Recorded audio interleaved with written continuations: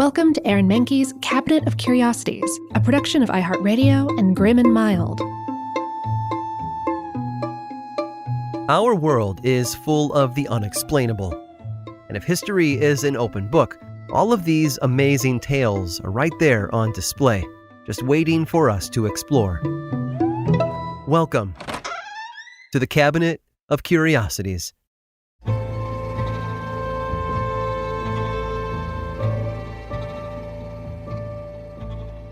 Economics is a vast area of study, with numerous ideologies, models, and theories that explain how and why economies run the way they do. From Keynesianism to the Friedman theory to the Fisher effect, economists have worked for years to describe the relationships between supply and demand, interest rates and inflation, and a lot more. One man, however, traveled a wholly different path. His name was Henry George, and during the 19th century, his beliefs flew in the face of the prevailing theories of the time. Even today, Georgism stands out as the antithesis of modern capitalism. In Georgism, it was believed that the value produced by the people should be owned by the people, and a single land tax would be far more beneficial to society as a whole, rather than a series of taxes affecting the poor and the working class. Georgism counted among its supporters a young woman named Elizabeth. Elizabeth was born in 1866 and moved to Washington, D.C. in the 1880s to build a new life for herself. She stood as a proud feminist, getting a job as a stenographer and writing fiction on the side. She also performed for the stage and worked as an engineer, earning a patent for improving the paper feeding system of the typewriter. Her father, an abolitionist, had instilled a certain set of values in her, values she carried with her all her life. They were reflected in her adoption of Georgism and her advocacy of a universal land tax. The amount of the tax would depend on the size, location, and viability of the land in question, and once the government had taken a portion of the funds, the rest would be given back to the people.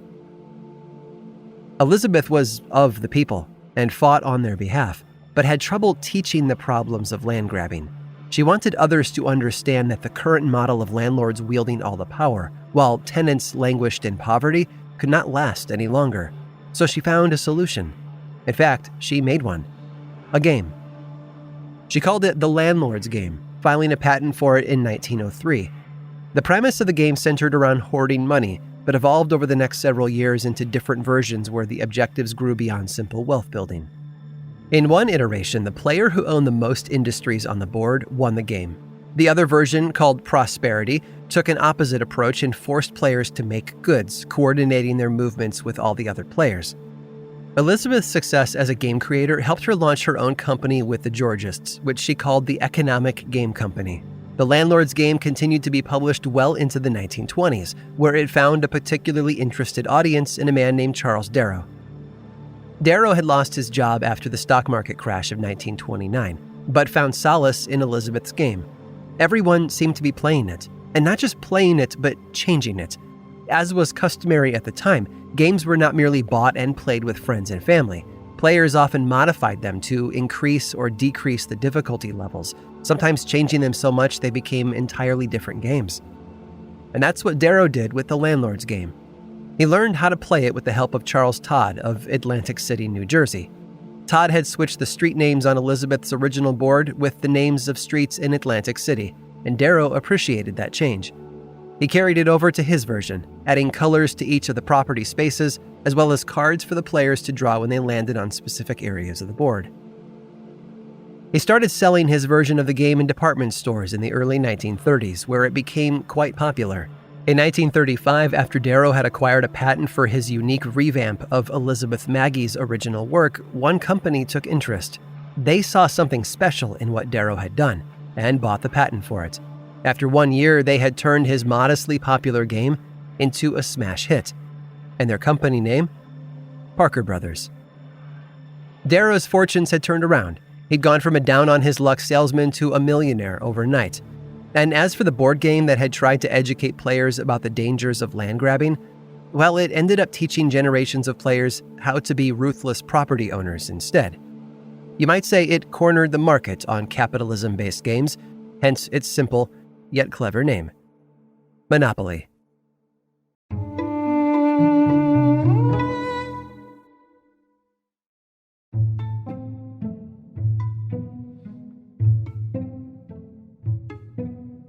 In times of trouble, it's not often that someone steps in to help those in need.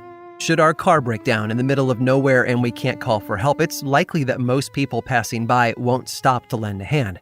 Horror movies and sensationalist news stories have conditioned us not to trust strangers, and with good reason.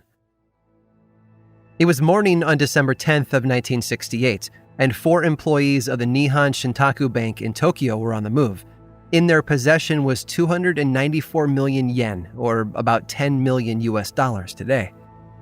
They were on their way to the Toshiba factory in Fuchu to deliver yearly bonuses to the employees there. The money had been stashed away safely in metal boxes, which were then placed in the trunk of the car.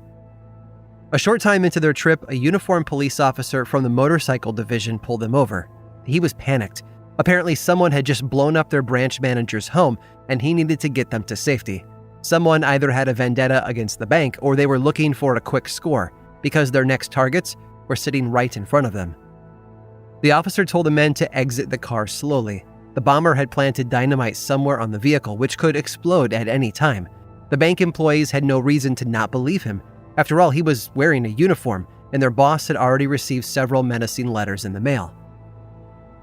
Once the bankers were far enough away, the officer then got on his hands and knees to investigate the underside of the car. Without warning, a blast of heat erupted, followed by plumes of smoke. The officer jumped to his feet. He screamed at the 4 employees to run for cover. The car was about to explode. And they did as they were told, hiding from the blast at a safe distance. Except that blast never came. And when they looked at the spot where the car had been, it had disappeared. Investigators arrived at the scene shortly after to gather statements from the bank employees. They had no idea why the police officer had stolen their car. That was probably because he wasn't a police officer. He was a thief, and he just made off with 300 million yen. The flash of heat and smoke had been caused by a flare left behind by the suspect. When the real cops finally tracked down the stolen vehicle, it was found empty, and the boxes with the money inside had been moved to another stolen car he'd had waiting for him all along. The employees gave the police as much information as they could remember and described his appearance to a sketch artist. The drawing was then released to the media, who referred to the case as the 300 million yen robbery. It had become a major story and a stain on the Tokyo Police Department.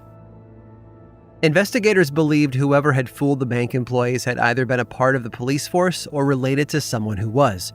Their uniform and demeanor had been too convincing to be fake, yet what they'd left behind had confounded the real officers.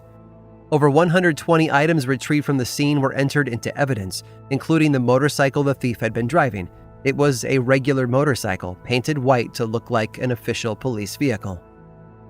The 19-year-old son of a local officer was brought in for questioning as a potential suspect. He had the means to commit the crime and no alibi, but before the questioning could go further, the young man took his life, leaving the officers at a loss. The investigation grew into the largest ever undertaken by Japanese police, with 170,000 officers getting involved. They worked for 7 years trying to track down the elusive faker who had fooled 4 hapless bank employees into handing over 300 million yen. But he was never found. Even after the statute of limitations expired in the mid-70s, the culprit refused to come forward.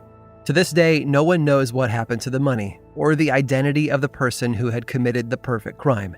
Instead, it seems he had done what Hollywood has taught us to expect. He'd driven off into the sunset, never to be seen again. I hope you've enjoyed today's guided tour of the Cabinet of Curiosities. Subscribe for free on Apple Podcasts or learn more about the show by visiting curiositiespodcast.com. This show was created by me, Aaron Mahnke, in partnership with How Stuff Works. I make another award-winning show called Lore, which is a podcast, book series, and television show, and you can learn all about it over at theworldoflore.com. And until next time, stay curious.